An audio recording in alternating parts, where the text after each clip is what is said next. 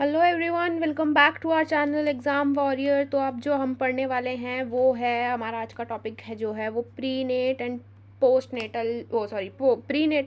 Natal, मतलब जो cares हमें चाहिए होती हैं या फैक्टर्स जो प्रेगनेंसी में हमें ध्यान रखने होते हैं। वो कुछ नहीं है, छोटा सा टॉपिक है, टॉपिक भी नहीं है, मतलब पॉइंट ही है, बट मुझे लगा कि आप लोगों को ये बता देना चाहिए, आप लोगों को एग्ज़ाम में आ सकता है, पूछ सकता है, तो इसलिए मैंने इस पर छोटी सी हमारी होगी वीडियो लेक्चर जो होगा 5-7 मिनट का आई गेस। सो इसको हम लोग कर लेते हैं और इसके बाद आएगा हमारी जो यूनिट है 1 चाइल्ड डेवलपमेंट की, यूसीसी की, सॉरी, वो यूनिट 1 कंप्लीट हो जाएगी। इसमें एक मैंने आपको बोला था कि मैं एक्टिविटीज़ कराऊंगी कि किस सब ग्रुप के बच्चे को कौन सी एक्टिविटीज़ करनी चाहिए, वो बस एक रह जाएगा, बाकी हमारी पूरी यूनिट ऑलमोस्ट कंप्लीट हो चुकी है। और अगर कोई टॉपिक रह गया तो मैं एक बार दोबारा से रीचेक कर लूँगी और उसे भी बता दूँगी, कुछ चीज़ छूटेगी नहीं आपके एग्जाम पॉइंट ऑफ व्यू से। जितना भी इंपॉर्टेंट चीज़ें हैं या जितनी भी चीज़ इंपॉर्टेंट है वो मैं आपको सारी कवर कराती हुई चल रही हूँ। तो पहला जो है हमारा प्री नेटल की जो पहली स्टेज है वो जेनेटिक प्रॉब्लम्स है, मतलब बच्चे के अंदर जेनेटिक, जैसे हमने हेरिडिटी पढ़ा है अभी इस वीडियो से पहले ही, तो जेनेटिकली जो प्रॉब्लम्स बच्चे में आ जाती हैं, जैसे दीज जीन्स, यहाँ दिस नहीं दीज होगा,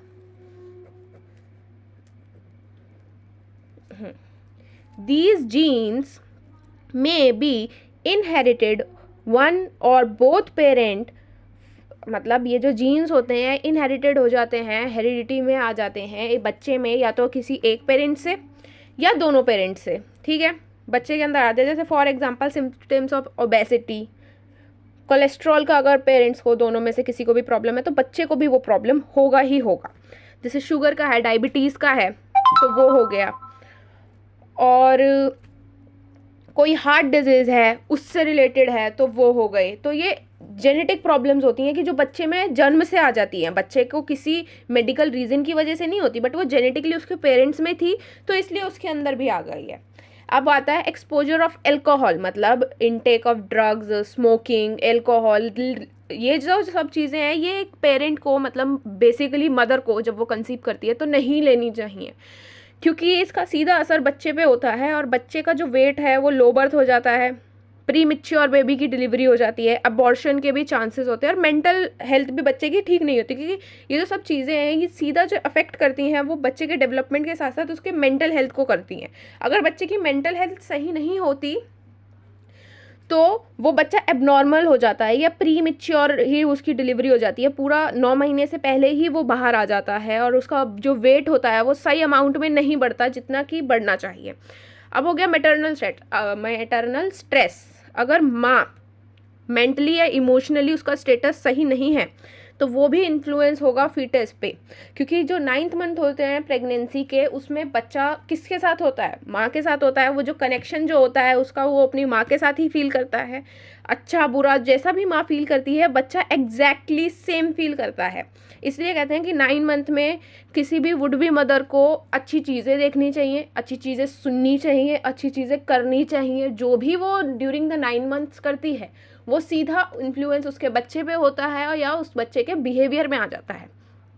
ठीक है, नेक्स्ट है मैटरनल न्यूट्रिशन। मैटरनल न्यूट्रिशन भी नहीं, मैटरनल न्यूट्रिशन सबसे ज़्यादा इम्पॉर्टेंट है, क्योंकि 9 महीने बच्चा कहाँ से अपना, उसकी जो न्यूट्रिशनल नीड्स होती हैं किससे फुलफिल होती हैं, माँ के द्वारा ही होती है ना। जो माँ खाती है पीती है उससे ही न्यूट्रिशन जो है बच्चे को मिलता है। Since the fetus depends on his और her life on the nutrition supplement taken by the mother. Nutritional supplements जो माँ खाती है उन्हीं पे डिपेंड होता है, क्योंकि अपने आप तो वो खाना बनाता नहीं है, जो मम्मी खाती हैं वो ही उसको न्यूट्रिशन उसको मिलता है बच्चे को, तो during pregnancy. So any kind of deficiency on mother's diet can be a bad effect on child. अगर माँ के उसमें कोई भी डिफिशियंसी है डाइट में, जैसे न्यूट्रिशन नहीं मिला उन्हें खाने में, तो वो डिफिशियंसी बच्चे में आ जाएगी। प्रोटीन्स नहीं मिले तो उसकी डिफिशियंसी बच्चे में आ जाएगी। तो ये होता है, ठीक है। सो ये पॉइंट्स थे जो आप लोगों को मुझे लगा बताने चाहिए। बाकी ये पूरी यूनिट ऑलमोस्ट ख़त्म है, बस एक वो स्टेजेस रह गई हैं कि कौन से बच्चे को क्या गेम खिलाना चाहिए, वो मैं आपको वीडियो प्रोवाइड कर दूंगी, क्योंकि अभी मैं थोड़े नोट्स उसके प्रिपेयर कर रही हूँ अच्छे, कि आप लोगों को फ्रूटफुल रहें, आप लोगों के यूज़ में रहें, क्योंकि किताबी ज्ञान मैं नहीं देना चाहती हूँ। मतलब किताबी ज्ञान इन द सेंस बड़ी बड़ी थ्योरीज मैं आपको दे दूँ और पढ़ के इंग्लिश में बोल दूँ कि हो गया, तो वो मैं चाहती हूँ कि आप लोगों को अवॉइड करूँ। मैं आपको छोटे छोटे पॉइंट्स दूँ जो आप समझ जाएँ, बेस आपका क्लियर हो जाए। बाकी उसमें आप फिर बुक्स आप अपनी खुद की पढ़ लीजिए। मैं ऐसे नहीं कह रही हूँ कि कोई भी बुक मैं रिकमेंड करूँ वही पढ़ना या मेरे नोट्स ही पढ़ना। आपको जहाँ से भी समझ आ रहा है आप पढ़िए।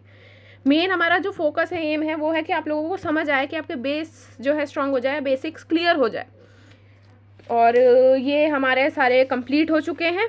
टाइप्स वगैरह सब हमने आप लोगों को बता ही दिए हैं। और ये सब, ये नहीं,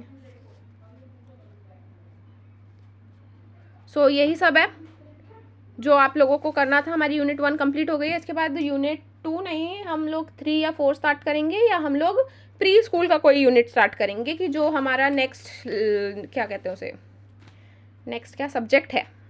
ठीक है गाइज, सो अब मैं चलती हूँ, बाय। आई होप आपको ये वीडियो भी अच्छी लगी होगी। तो अच्छी लगी हो तो चैनल को सब्सक्राइब कर दो, अपना सपोर्ट दो एग्ज़ाम वॉरियर को।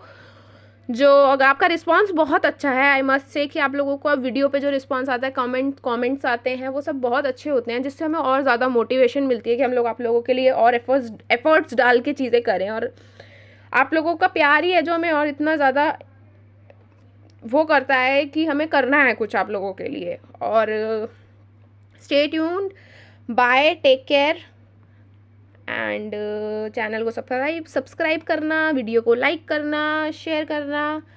बाकी बाय बाय।